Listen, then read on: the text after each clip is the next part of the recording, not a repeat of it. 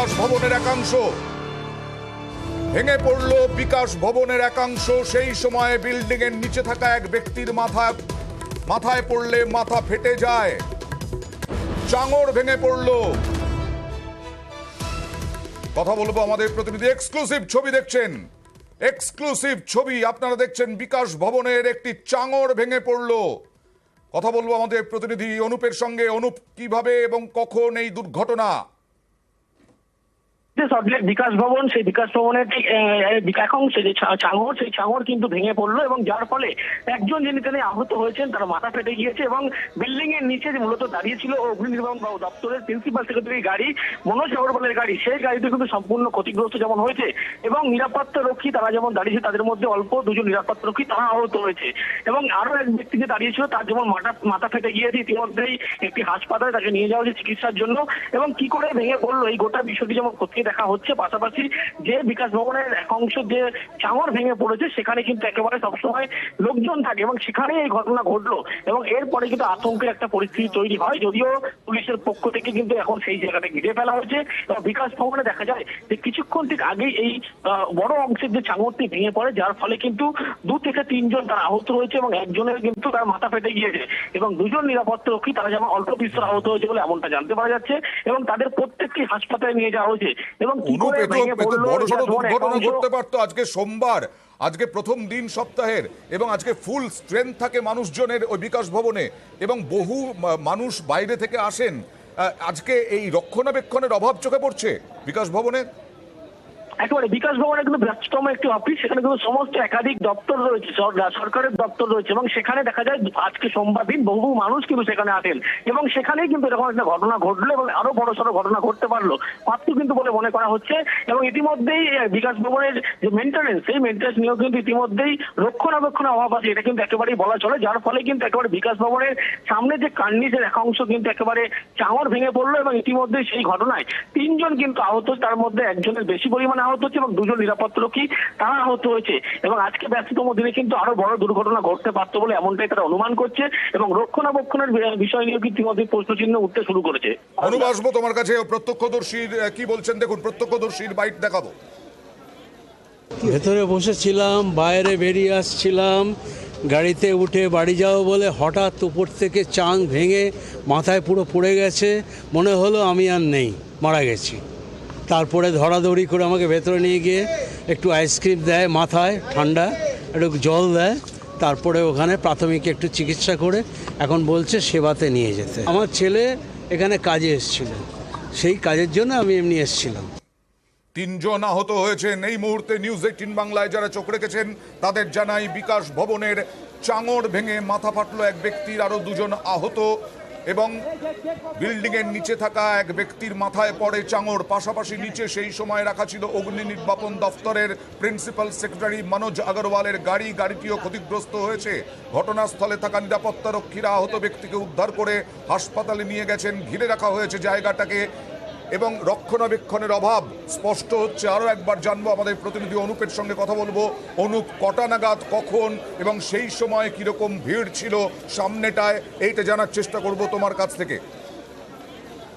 দুপুর থেকে দেখা যায় যে 3টে কিছুক্ষণ আগে কিন্তু এই ঘটনা ঘটেছে এবং এই ঘটনা ঘটার পরে কিন্তু আতঙ্কের একটা পরিবেশ তৈরি হয়েছিল। যেহেতু বিকাশ ভবন একটি ব্যস্ততম অফিস, সেখানে একাধিক রাজ্য সরকারের দপ্তর রয়েছে এবং সেখানে কিন্তু বহু মানুষ সবসময় এই ব্যস্ততম দিন অর্থাৎ সোমবার দিন কিন্তু ভিড় জমায় এবং সেখানেই দেখা গেল এরকম একটা ঘটনা এবং সেখানে যে রক্ষণাবেক্ষণের অভাব নিয়ে কিন্তু একবার যেমন প্রশ্ন উঠছে, তার পাশাপাশি মনে করা হচ্ছে আরো বড়সড় কিন্তু দুর্ঘটনা ঘটতে পারতো, কারণ সেই জায়গায় কিন্তু অন্যদিন যেমন একাধিক গাড়ি দাঁড়িয়ে থাকে এবং লোকজন সেখানে কিন্তু ভিড় করে এবং আজকে কিন্তু দেখা গেল সেই জায়গায় কিন্তু এরকম ঘটনা ঘটলো এবং ঠিক সেই জায়গায় লক্ষ্য করলে দেখা যাবে যেখানে প্রিন্সিপাল সেক্রেটারি যে অগ্নি নির্বাপন দপ্তর তার যেমন গাড়ি ছিল, সেই গাড়িটি যেমন সম্পূর্ণ ক্ষতিগ্রস্ত হয়েছে।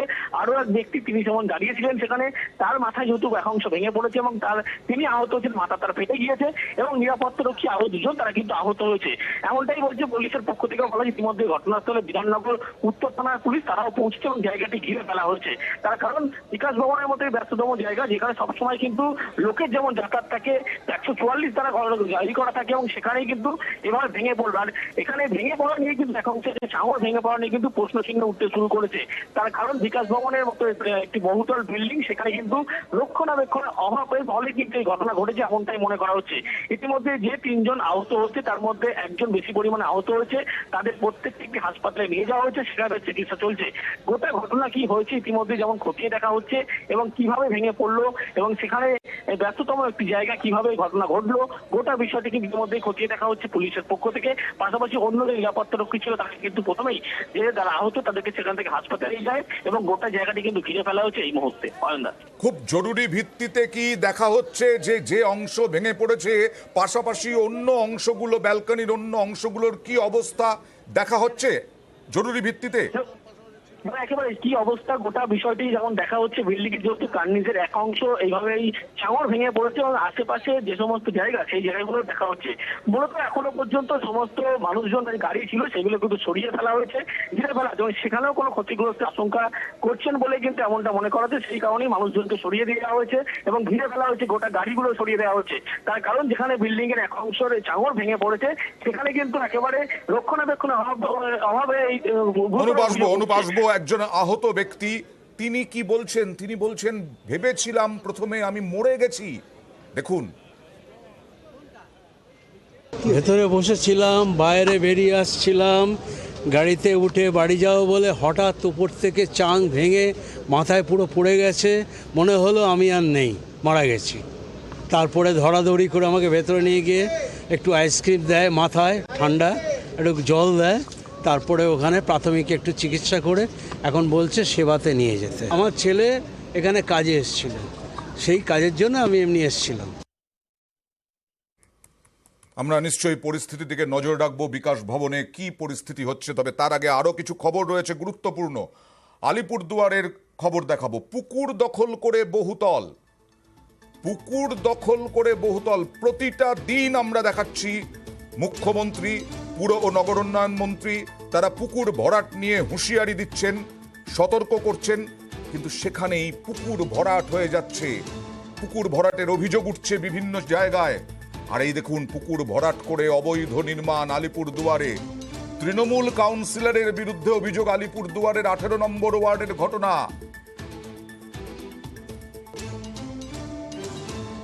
প্রশাসনের দ্বারস্থ প্রাক্তন তৃণমূল সভাপতি কি বলছেন দেখুন। ওটা কোনো নতুন করে না, অনেক দিন ধরে এটা ভিত্তিটা করাই ছিল, ভিতটা অনেক বছর ধরেই করা ছিল, সেখানে ছাদটা এখন দেওয়া হয়েছে। জলা জমি তো আলিপুরদুয়ারে পুরোটাই জলা জমির উপরেই আছে, কিন্তু পরবর্তীতে সরকার তাদেরকে লিজ দিয়েছে, সে লিজ নেওয়া জমি আমাদের। দেখুন, আমাদের কাছে এখনো কোনো রকম অভিযোগ আমরা পাইনি। আমাদের কাছে কেউ যদি লিখিতভাবে অভিযোগ করে তাহলে আমরা খতিয়ে দেখব। যদি কেউ দখল করে থাকে আইনগত ব্যবস্থা আমরা অবশ্যই নিব। প্রশাসনের নাকের ডগাতেই এইভাবে পুকুর ভরাট হচ্ছে। আবার দেখবেন গাইঘাটার ছবি, পুকুর ভরাটের অভিযোগে উত্তেজনা। গাইঘাটায় পুকুর ভরাটের অভিযোগ, প্রশাসনের বিরুদ্ধে সরব বাসিন্দারা।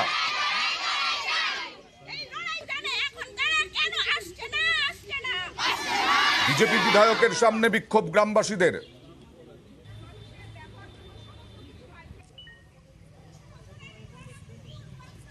পুলিশের চোখের সামনে এরকম একটা জায়গাতে হচ্ছে, সেখানে তারা কি করে চুপচাপ বসে আছে কোনো রকম আইনানুগ ব্যবস্থা না নিয়ে, সেটাতে আমি আশ্চর্য হচ্ছি, এই গ্রামবাসীরাও আশ্চর্য হচ্ছে।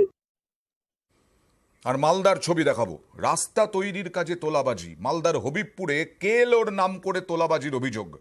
ঠিকাদারের কাছে 5 লক্ষ টাকা দাবি। এখনো পর্যন্ত যা জানা যাচ্ছে 2জনকে গ্রেফতার করা হয়েছে এই ঘটনায়। কিছু দুষ্কৃতী এসেছিল 13 তারিখ, তখন 2টোর সময়। ওরা নিজেকে কি এলো বলে চিহ্নিত করছে, হুমকি দিচ্ছে যে এত টাকা, 5 লাখ টাকা আপনাকে দিতে হবে, নাহলে কাজটা বন্ধ করে দিই। সম্মুখ দিয়ে বাধা ছিল, চোখটা দেখা যাচ্ছিল, 20-25 জন আমাকে ঘিরেছিল, দিয়ে আমাকে জিজ্ঞাসা করছিল 5 লাখ টাকা দিতে হবে, না দিতে গেলে আমি ট্রাক্টর, আমাদের সব জিসিবি আছে, লটার আছে, সব পুড়িয়ে দিব।